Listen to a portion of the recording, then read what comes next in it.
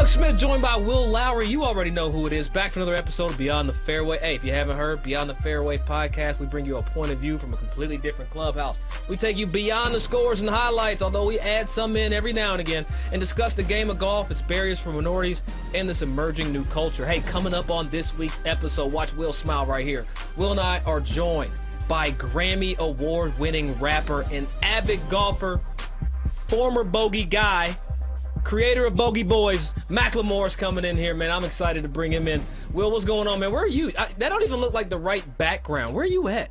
Man, I'm in a whole nother state, whole nother city, and shooting high scores. I brought high scores with me, man. I was hoping the score that I shot today would match the temperature, but it didn't, not at all.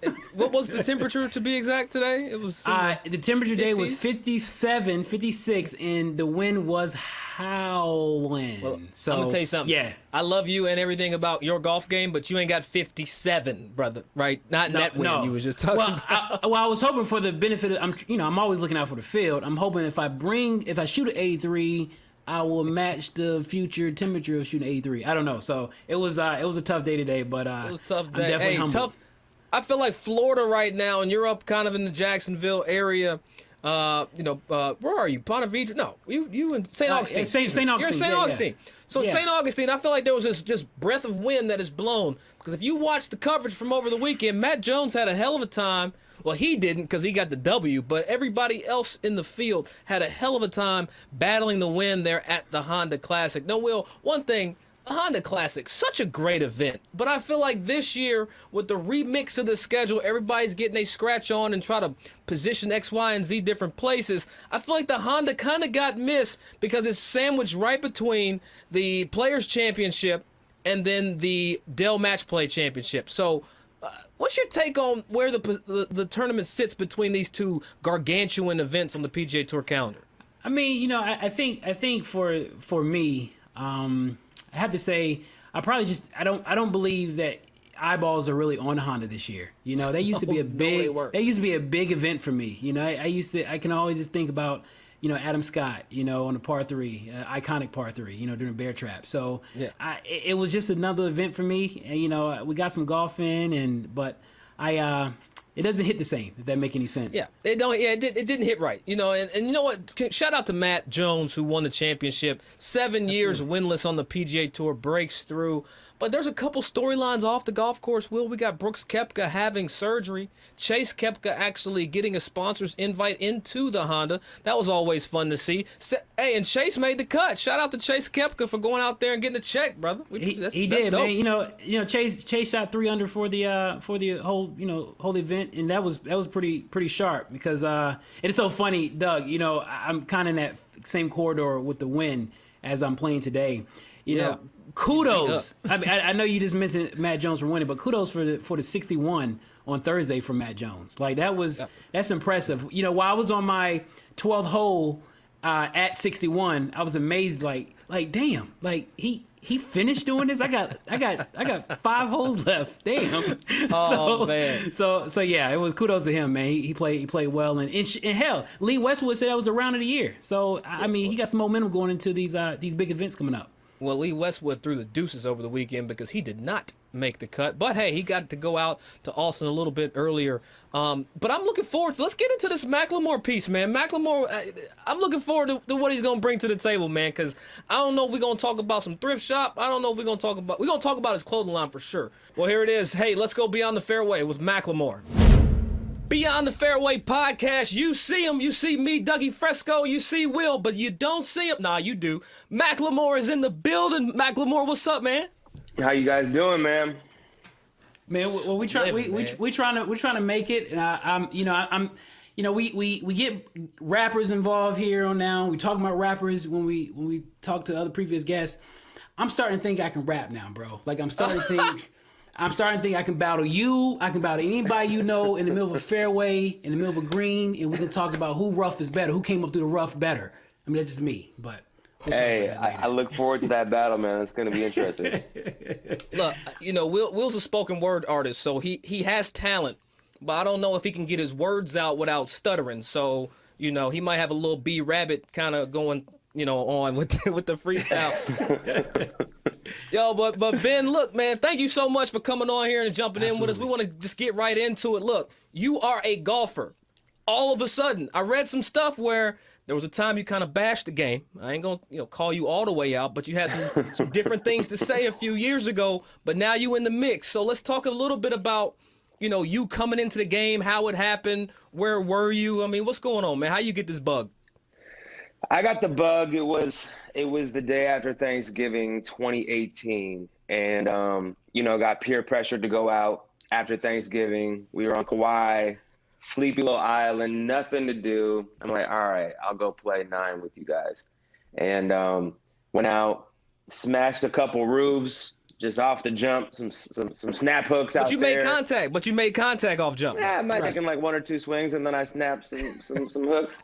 Okay. And then finally, towards the back 9, somewhere along 13, 14, I found myself in a fairway bunker, grabbed a 5-iron, really didn't know what it did, and I just smashed it, hit it pure, and I was just like, ooh. That's where it started. What is that? Okay, I want that again. Now, my next question: How long did it take for you to feel that euphoria again? I mean, was it the next shot, or was it a couple months later? I'm still looking for it, Will. You're right. No, I think that's crazy. Usually, I didn't feel comfortable picking up a driver for like 3 months. I was like, because I had played at, when Tiger Woods first came out and was super popping, and I was in like 7th or 8th grade. There's a little, the longest hole is 110 yards, par 3 type of course in Seattle. So we had gone out there a couple times, but I didn't feel comfortable with the driver. So it took me a while to get comfortable with the driver and actually trust the driver, and I'm still not there yet. Well, it seems like that you're the type of, based off your professional life, it seems like you're the type that do things on your own.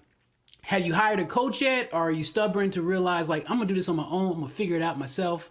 Where are you right now in the game? Yeah, I got a coach who's the homie. And he definitely helps. He's turned into more of just the homie than the actual, like, we're not getting it in, like, really focused in terms of the coaching. It's like more like, hey, you want to play 18 on Monday? Like, yeah, for sure. And then when I shoot a 95 and I should be in the low 80s, he's like, yo, okay, so this is what's happening.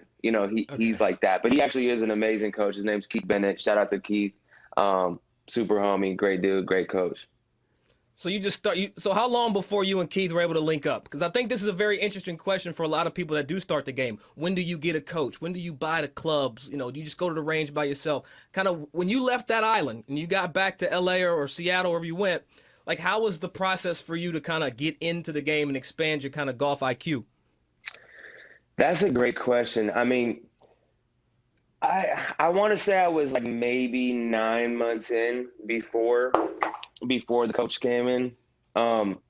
There comes a certain point with golf, and I feel it all the time, where I haven't seen Keith in months, and you're just like, I have no idea what I'm doing. Like, what am I doing wrong? Like, I have no clue. And that's the game, right? It's like, and I think that with the coaching, with getting lessons, you start to realize your tendencies. You start to realize, like, okay, now I know why the ball is snap hooking. Now I know why I have a crazy slice. Now I know why, you start to be able to diagnose these things that are messed up with the trash ass swing that most of us golfers have. And from that point, we can start the slow, painful trajectory of trying to fix those things. Okay, so Will's so stubborn. He still swings backwards. That's how stubborn he is. He's like, I'm gonna just hit it backwards and upside down because I don't want to go to this conventional way. So how? I mean, are you more of a, since you love the game so much, are you given X amount of time to practice, putting and chipping, the little nuances of the game, or are you just forget it? I'll go figure it out when I'm playing 18 holes. It's been mostly I'm gonna figure it out when I play 18 holes, and my chipping right now is like it's just a crazy game. You just lose it. I'm like, where did that go? I was fine. I thought we were past this point. Right. No. I can't chip the ball, and it brings you back. And those are the things, I played with my coach the other day at a tournament. Shot a 43 on the front, hard course for me, all white stakes to the right. So it's just like you're hitting three off the tee if you slice it. Not my type of course. And I shot a 43 in front. I'm like, okay, I can do this. We played the back first. I'm like, the front's a little bit easier. All of a sudden, it's, I can't get the driver in play. I'm having to pick up because, was it Stanford or whatever type tournament or whatnot. Right. But right. afterwards, Keith's like, yo, you're chipping. I don't know what happened. Like, we need to go work on this. So we went and put in, 30, 40 minutes, and now I feel more confident. It's like those little things of like, if you have someone that's just like, this is what you're doing wrong. And you go to any like golf course, and if you hang around long enough, like someone's gonna, be like, hey man, you need to put your weight for here. You need to close the club face. It's important to talk to someone that knows what they're talking about. Yeah. Beware of that unsolicited advice. Yeah. Everybody is a pro. Yes, exactly. And that will mess you up for sure. Actually, Alfonso Rivera, he was teaching me at the AT&T Pro-Am. Oh, it was Lord. When we were there, it was making sense. And then like a month removed, now I'm like, wait, but Alfonso said this, and Keith was like, no. But he can golf though. He can golf. He's good. He's been working on his swing his whole life. Yeah, you know what I'm saying? Like, he's oh, good. man. He's good. But one thing about Alfonso and you guys have a particular style. I kind of want to dive a little bit more into your into the Bogey Boy collection, your clothing collection. I got to ask you, what made you come from a recording studio and walk into the design studio? I mean, design has been a huge part of what I've done forever. We still don't have a label. So like we had to figure out how to do the graphic side of it, the photography side of it, designing the merch. That's always been, I think that if I wasn't a musician, people always ask, if you didn't rap, what would you do? Right. I'd probably do something in the graphic space. That's something that I was into in high school. And just design in general and fashion in general. So I was definitely at a point in my career where I was like, it would be tight to do something else that's not on the design tip. It's not a music video. There's not a T-shirt with my name on it, like something that I would never wear. I'm like, let me design something that like I want to wear. That's different than just like the basics. And this really came from the game of golf, because I immediately went into, try to spend some money at pro shops right at the very beginning. And I was like, yo, I couldn't walk out of here with a fit that I like if I tried to. This is really basic. This is really, really basic. We can do better than this. And that's kind of where Bogey Boys started from. It's funny, I was listening to The Heist last night, and the song Make Money. It's like, make the money, don't let the money make you. But then you said something that I took as on some golf shit. Like you said, change the game, don't let the game change you. Mm-hmm. And I feel like with the Bogey Boys piece, like you really said Arnold Palmer was looking kind of fresh in his day, in his era. How can I bring some of this old swag back? So when you talk about like inspiration for the brand, and I've got the lookbook up here on my iPad right here, it's like I see a lot of like functional kind of like maybe 70s with some new flair on it. So just talk a little bit about when you said, I don't want to dress like these cats. Like, how did you translate that into a golf brand? Yeah, I mean, that's exactly it. I think that I went back and looked at all of the old school vintage clothes, these fits that these dudes are pulling together. And it was just so much more originality, nowadays, the cut's the same, the polo's the same, it's the same three colors. And I like a lot of that stuff. And I think so much of it went towards a space of just like, dry tech, sweat, moisture wickening type polos, and everyone kind of abandoned, what we can actually like pull together on the golf course. But if you go back and you said it, it's like Arnold Palmer, Payne Stewart.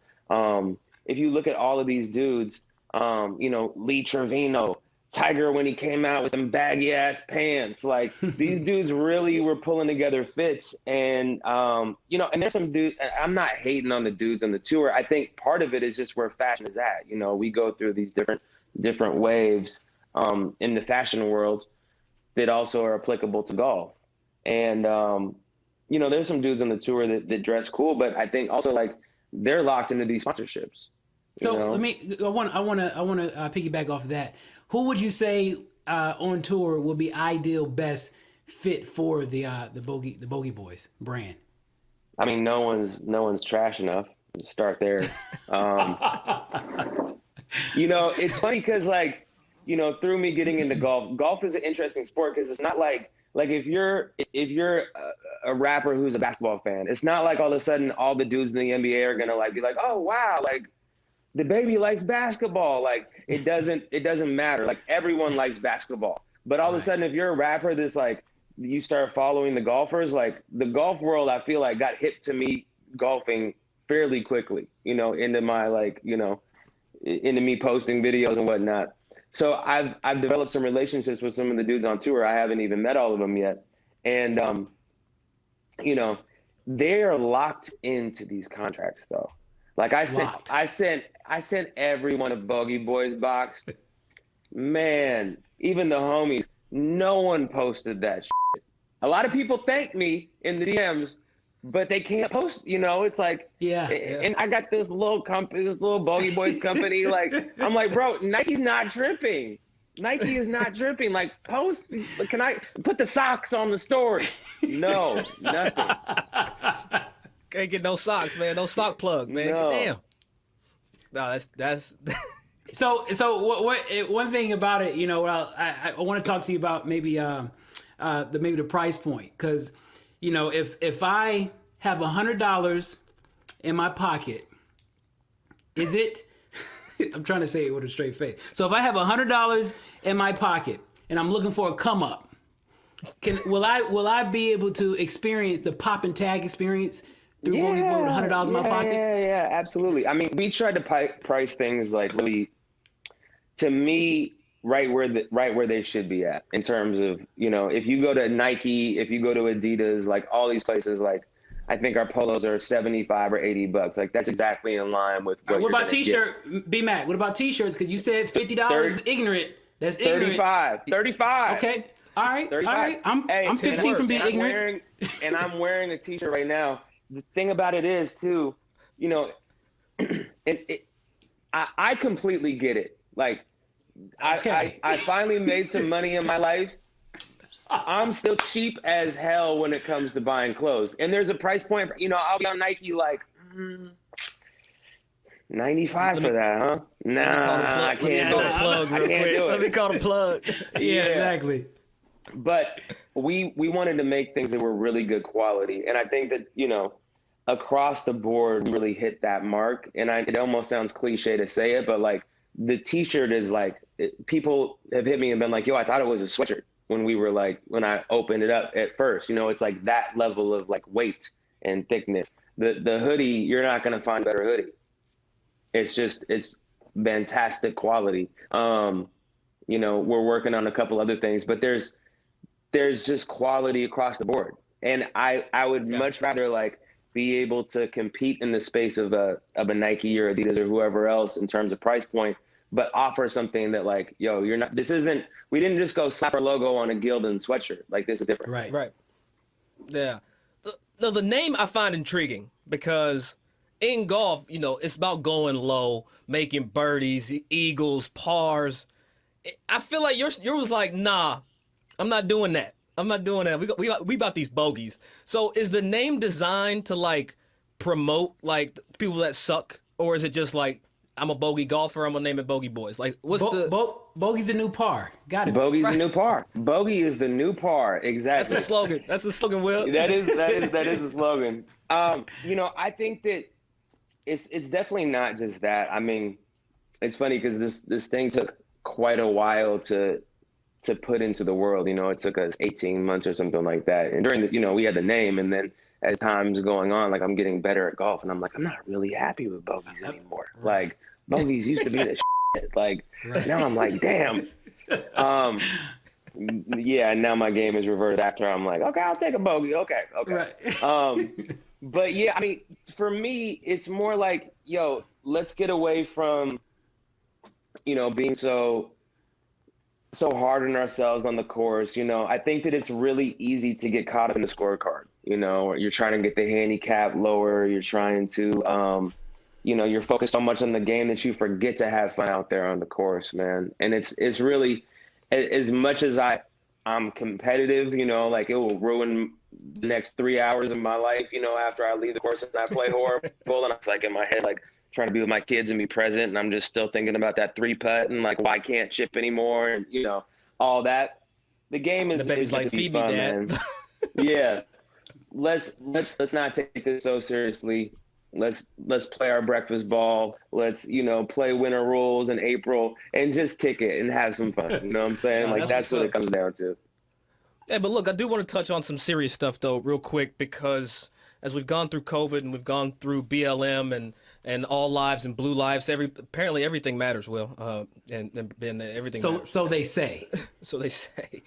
One thing that I really do enjoy, as doing research, for this episode, I looked at your website, and what I found to be super dope was you have an activism button. And when you click it, you go to these minority-owned businesses, these Black-owned action, support these, activism groups. You're not afraid to be a guy to use your platform. So in this era, in this cultural dynamic that we find ourselves in, how tough is it, or is it easy to kind of stand out with your messaging? I don't know about standing out. To me, it's always been, I have a platform, right? And I think particularly as a white rapper and as a guest in the house of hip hop, I have a responsibility. But even before I had a platform, social justice has been something that, I was just raised in a community with parents, with people that really put the emphasis on this world. Our country is broken, and what are we going to do to fix it? How are we going to leave it a better place than when we came? And the minute that I got a platform, I was like, I'm just going to continue to do the work that I've been doing. And now it's just amplified. And it's not about me. It's not about co-opting any movement. It's more just like, how can we use our resources, put them back into the places that need the help? How do we amplify those voices that are being silenced? How do we really take responsibility and make this a more just society? So are you planning on taking that same approach that you have in the music industry? Are you trying to maybe transition that into the golf world as well? Because anybody that comes to this game, man, we feel it's a duty to try to grow the game. And how do you see that? How do you see that happening? It's a great question.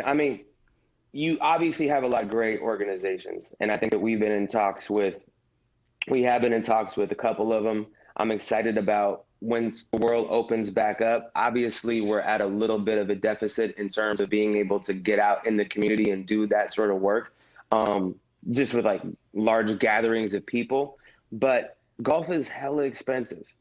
It is historically been a game that has, just like everything, but especially its origin is an elite white exclusive sport, and we're trying to break that barrier down.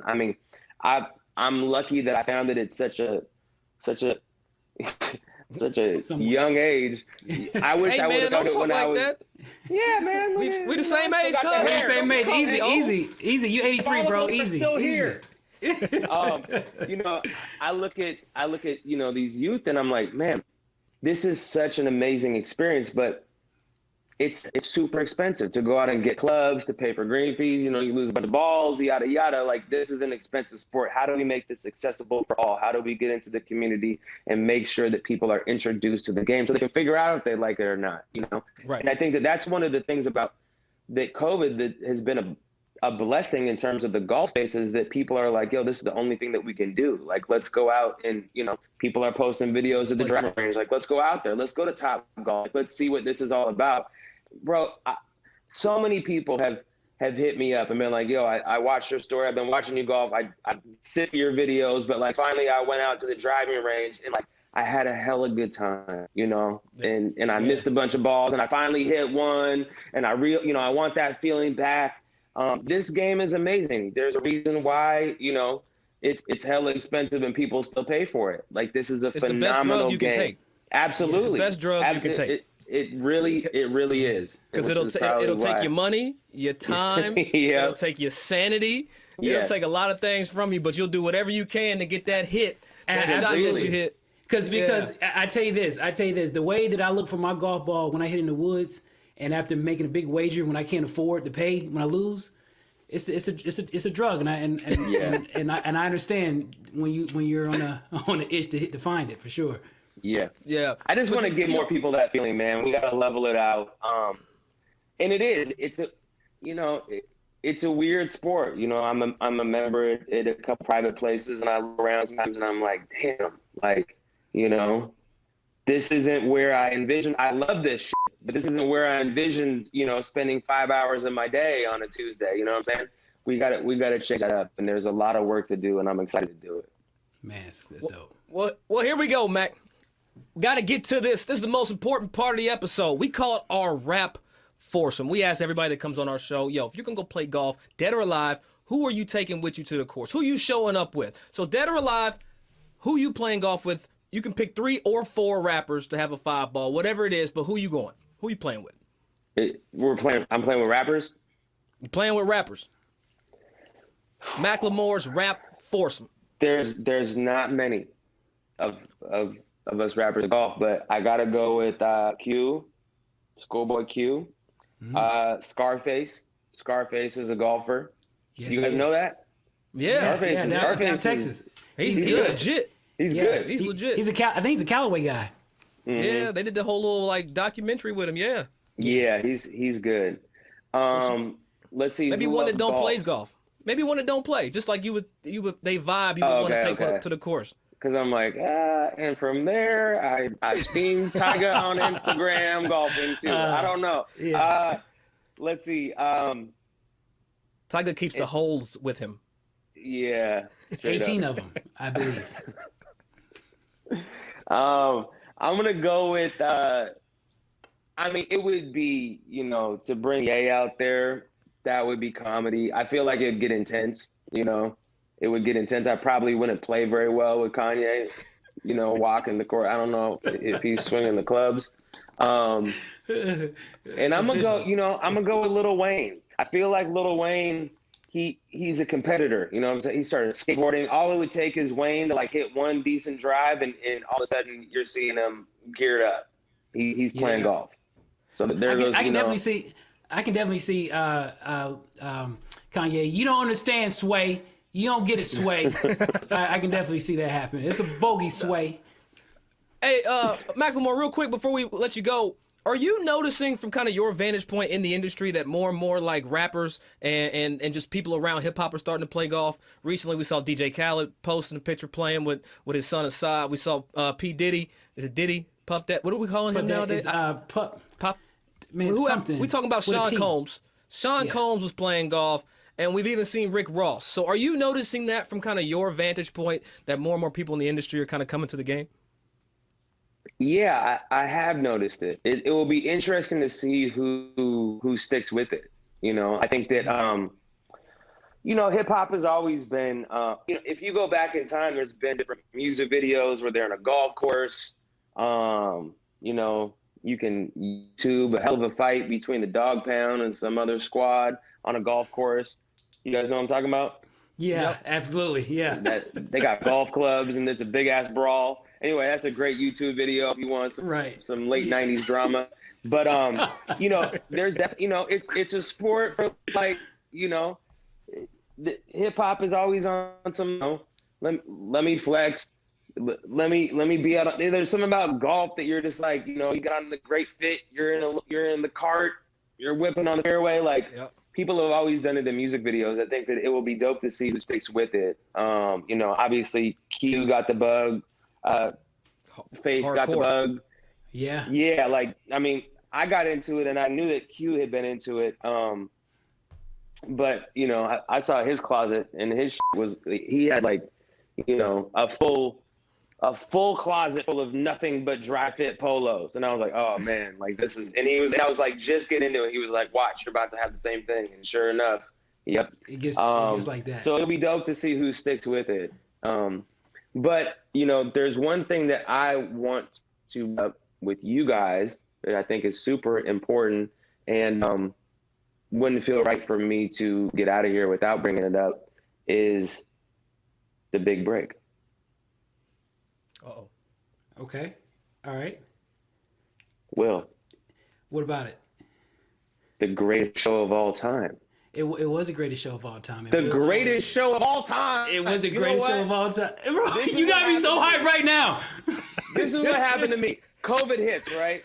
All right, hit me. I'm in the golf, right? COVID hits. right. There's no more golf. They take away the golf, and I'm like, oh Right. man, like Thursday to Sunday, like what am I doing? You know, like I don't have anything to watch. There's no sports. Like I'm here with these kids. Like I can't touch anything outside. We don't Right. know what this is.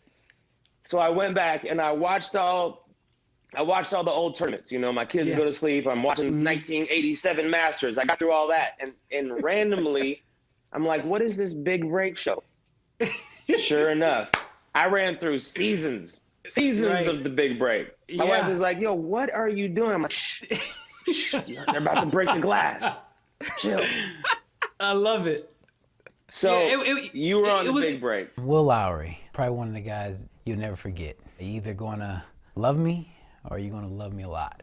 I was on Big Break. I was on 2 seasons, and each season I got to the final episode and lost. So I just completed my final round of therapy of getting over that hurdle. So I mean, you making me relapse right now by bringing it up, but That's right. But yeah, I spent a lot of money getting over those losses, man. But yeah, it was a great show, man. I wish somehow we can have another version of bringing it back. I have some ideas with NBC about bringing it back. We might need to chat and talk it up, see how we can get it going. Seriously. But Seriously. I think we there's definitely some synergy there, man. I'm glad you said that because that was an awesome show, and it was a great instrument to bring people to the game. Yes. I ain't never seen a dark man blush. First of all, Will is, you got him Yeah, rosy dog. cheeked.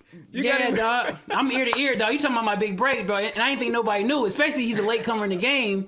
I mean, how the hell he's gonna know about Big Break? Been going about 5-10 years, you know. We're like 10, 15, but hey, he's digging through the crates, man. You ain't got to do all that, dog. You ain't got to do all that. My bad. But I hey, didn't B-Mac, I didn't make it. I appreciate that, man. I Hey, appreciate it. it was fire, man. I love to see it. Was Tony Finau on the big break, or was Tony his brother? Tony Because Finau was on there. you Gipper. can't find that season. You can't. They Tony took was it on there. off. Gipper was on there. Matt Avery, PJ Tour was on there. Yeah, Matt Evans was on there. Tommy So what Love about was on Tony's? there. Why can't I find Tony? I literally, like, they scrub the internet like it doesn't exist. It doesn't. I don't know why we can't find it, man. Probably It's like we'll find it's it. in, We'll get it's in, we'll it's send in it the to you. archives, and it's so funny is that I heard Tommy Two Glove said something when he was in an interview, a press conference. They asked him, "How does it feel being on the first tee?" And he made a comment. He said, "First tee is okay, but being on the big break is way more nerve-wracking than the first tee of a PJ Tour event." And it's so funny. There's only a certain small few percentage that can understand what he's talking about, and I get it. I'm calling it right now. We need a celebrity big break. Me and Will will host. Macklemore, you can bring your buddies on. We'll get Q. We'll do a whole celebrity big break and see Rap how we big can break. So fire. Like that Yes. would be Do it. so like that right there. You just said it. There's not even like a little like, well, yeah, that person. No, you guys No. are the hosts. Celebrity Yeah. big break. That show would be amazing. Yes. It'd be BBB, Big Break Black Edition. Yes. Hey, Macklemore, we can't thank you enough, man. Hopefully we bro. can once in this post-COVID world, we can get out and tee it with you, man, and look as Absolutely. fresh as you Yes. do, man. Like this was Absolutely. enjoyable, man. And for the listeners out there, this was the first time that we've all got together, man. But it was all love and respect for you, dog. So Absolutely. best of luck to you. You got a show tonight. Was it recorded? I don't know, but crush. Go ahead and do that. And Blessings. we appreciate you going beyond the fairway, man. Definitely. Thank you guys so much for having me, man. Shout out to Macklemore for coming in Beyond the Fairway, holding it down with us, man. Hey, Bogey Boys, Will. I don't know if it's my style just yet. We're going to have to talk about it. Man, them socks a little too far extreme for me, man. Them socks was fire. No, the socks were fire. Hold on, Doug. Hold on. Ben from Crenshaw is calling me. Hold on just a second. Hold on. Where's he at? Ben! Yeah. What you up to? Where you at, man? I just got off the course.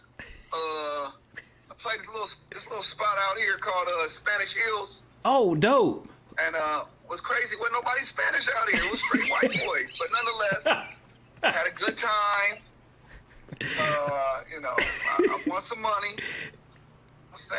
Man, we just got finished talking to Ben Macklemore.